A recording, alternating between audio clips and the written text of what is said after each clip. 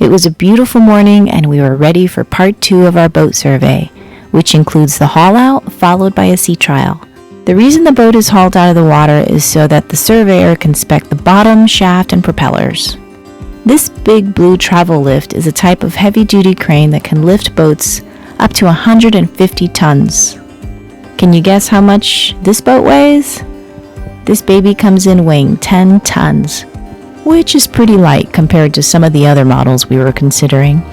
The beam, which is the widest part of the boat, is 25 feet, and the mast height is 75 feet. We got 1 hour here, launching. 1 hour. And now the real fun begins. Neil pulls out his handy hammer and begins tapping. The tapping allows for detection of delamination, which, let's just say, it wouldn't be a good thing if he found any. Carefully done. These holes, you have to have a little tool and clean those holes out, because this is where the engine takes the water up to cool. And then you have a couple of zincs on each. There's this cone zinc, and this one thankfully is fitted with a 2-piece collar zinc, so you can replace this without removing the propeller. Okay. Take these 2 bolts out. And to be glued in place here all the way around, and it forms a seal around the leg, the sail drive leg, and prevents hard growth from developing up inside here. But this is what happens like 99% of the time. How long would it last? It should last a couple of years if it's properly glued on there, but We gotta get that fixed. I think, Once we do the bottom paint.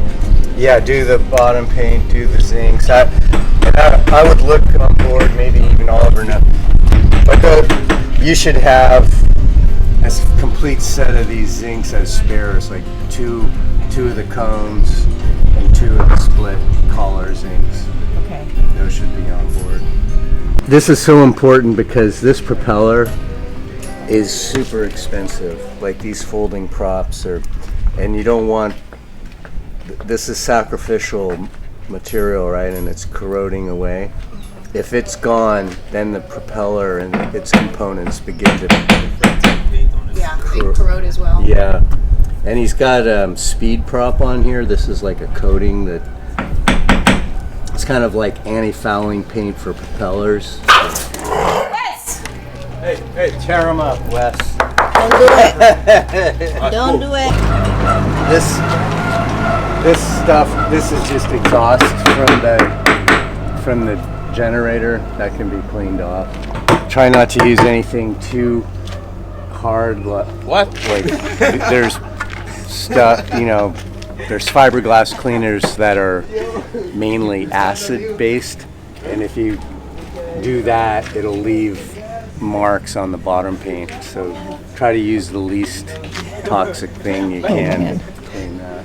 So much to learn. And while our super awesome boat broker Monte spoon-fed us tons of tips on and off camera, Neil continued to thoroughly inspect the bottom of the boat. It's one of 2 things. Either the propeller nut is loose, which I don't think it is, or there's a rubber bushing inside here which acts as a damper. It protects the sail drive basically from any damage, and that rubber bushing can fail, and I think that's what's happened in this case. The only way to find out for sure is to take the prop off and have a proper look. Okay. Either way, it needs to be fixed. Okay. If you go and grab hold of the other one, you can't do that. There's no So- movement there at all. That actually comes as good news. So it's not the output shaft or the hard parts. As far as we can tell, looking at this now, my suspicion would be that it's the bush in the prop. But until the prop is taken off and everything's looked at properly, you're not really going to know. I doubt very much it's the output shaft. If it was, it'd be noisy as hell. Yeah. It's not going to get any better, certainly. And the longer it's left like that, you do run the risk of damaging the bearings on the. There's a shaft that comes out from here, which is what the propeller is attached to. There's a big bearing here, and there'll be a smaller bearing at the back of the housing there, and with that kind of movement it's going to damage the bearing and the seals around it perhaps eventually. So it's sooner rather than later. I mean, plainly we can't do it now because we don't have the parts or the ability to do it, but it's got to be fixed. When you were in the engine room, Neil, did you find any emulsified gear oil? I couldn't even get to the sail drives to check it. Even on this side? Yeah, I'll have another look when we get back on board. I want to check something else in this port engine room anyway. So yeah, it's a good point. We'll have a look for that. Because that's the other potential problem. In the leg itself, it contains gear oil.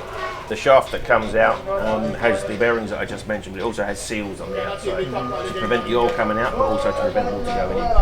And if you get movement on the shaft, that damages the seals and that allows water into the cell. It only takes a few drops of water and it'll turn it into a milky, emulsified kind of oily mess, which in itself isn't terminal as long as you deal with it. There are bearings up in the hole here about which the rudder revolves about, and that's slightly more movement than you want. There's always going to be some movement, otherwise the rudder wouldn't turn, but that's too much. That's not really an immediate issue. I'll probably write the report something along the lines of replace your bearings at the next haul out, whenever that may be, 6 months or a year or whatever. You might find if it gets significantly worse that you can hear it because the rudder is moving around, bang, bang, bang, bang, bang, while you're sailing. If you're sailing downwind and there's not a lot of pressure on the rudder, they might start knocking around a bit. I suspect at the moment it's not bad enough for you to notice it, to be honest, but which is why it's not a necessarily urgent thing to do. But the propeller is somewhat more important. Okay.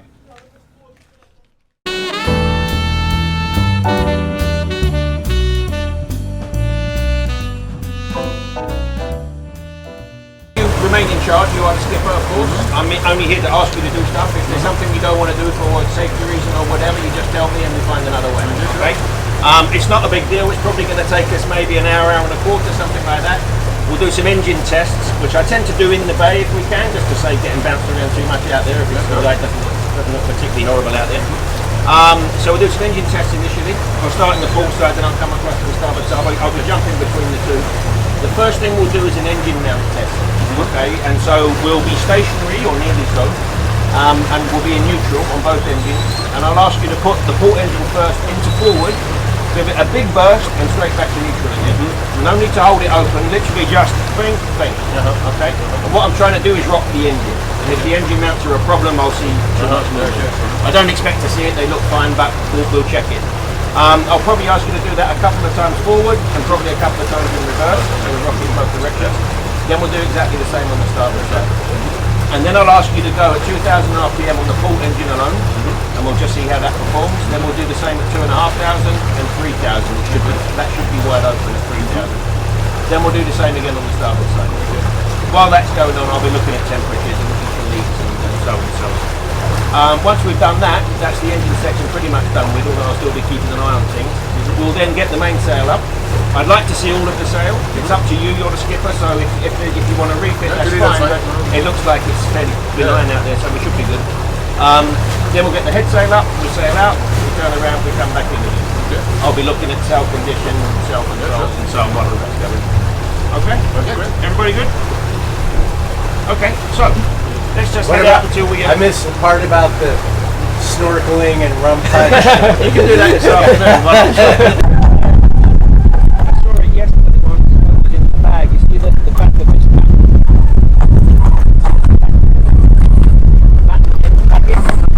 There's so like webbing around the back of it to retain the batten.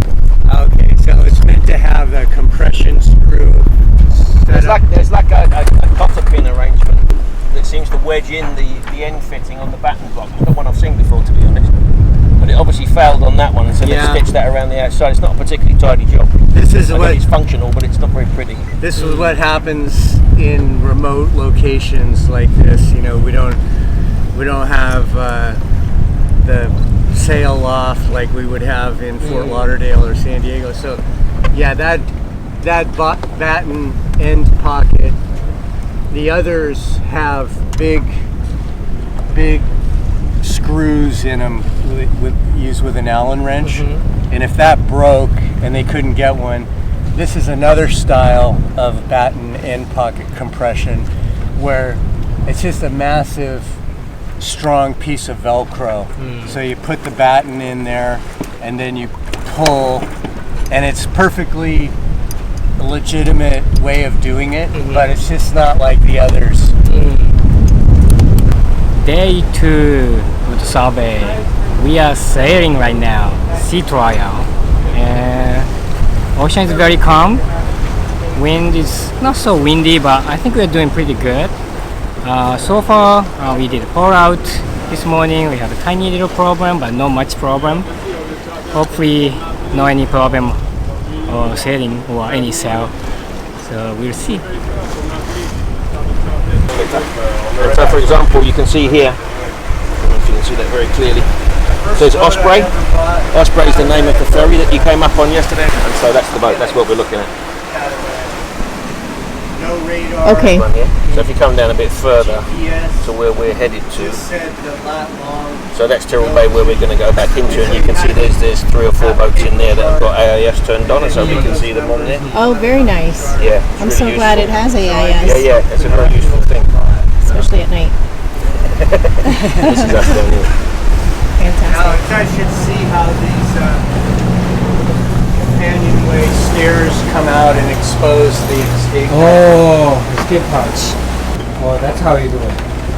The escape hatch supposed to use when you flip over. But how are you gonna remove these items? Just come straight up. Oh, straight. Oh, yeah. Yeah, we were just discussing how quickly that would come out of there under those circumstances.